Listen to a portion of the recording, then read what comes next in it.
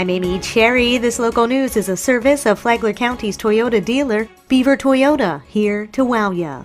A suspected drug home is shut down in Palm Coast. Acting on tips from local residents, Flagler County deputies raided the home on Pompey Lane. They arrested 28-year-old Christopher Brock, who they say was dealing large quantities of cocaine out of the residence. Inside that home, deputies say they found drug paraphernalia, cocaine with a street value of $7,200, and 3 children ages 1, 9, and 12.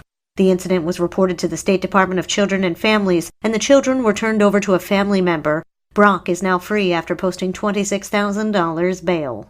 This portion of Flagler's Morning News brought to you by the Daytona Beach International Airport, Delta Airlines nonstop to Atlanta, and now nonstop service to New York City via American Airlines.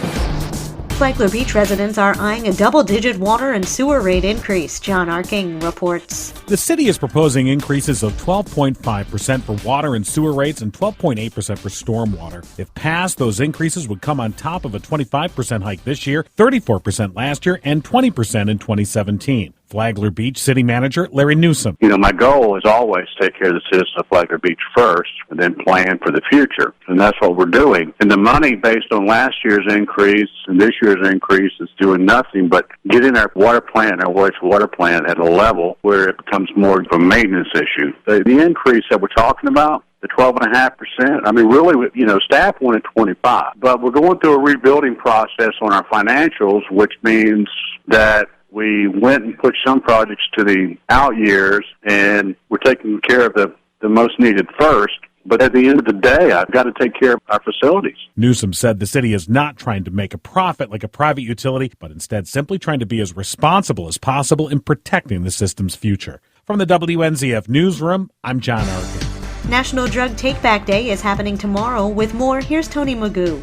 Take a look at that medicine cabinet of yours. Is there stuff in there from your prom? Well, maybe it's time to clean that out. You really can't put it in your trash pickup either. What do? Here's Sheriff Rick Staley. If you have unused and unneeded prescriptions and would like to properly dispose of them so they do not contaminate our environment or get in the wrong hands, go to one of our Take-Back Day locations and drop them off. This Saturday between 10 a.m. and 2 p.m., you can head for any one of the 4 locations across the county. The Sheriff's Office in Palm Coast, Belterre Crossing, Town Center Plaza, and Island Walk Plaza. Flagler County Sheriff's deputies will be staffing these locations. Simply drop what you have in the collection box and that's it. No IDs, no personal information exchanged. Hypodermic needles and syringes, anything sharp will not be accepted. For Flagler's Morning News, I'm Tony Magoo.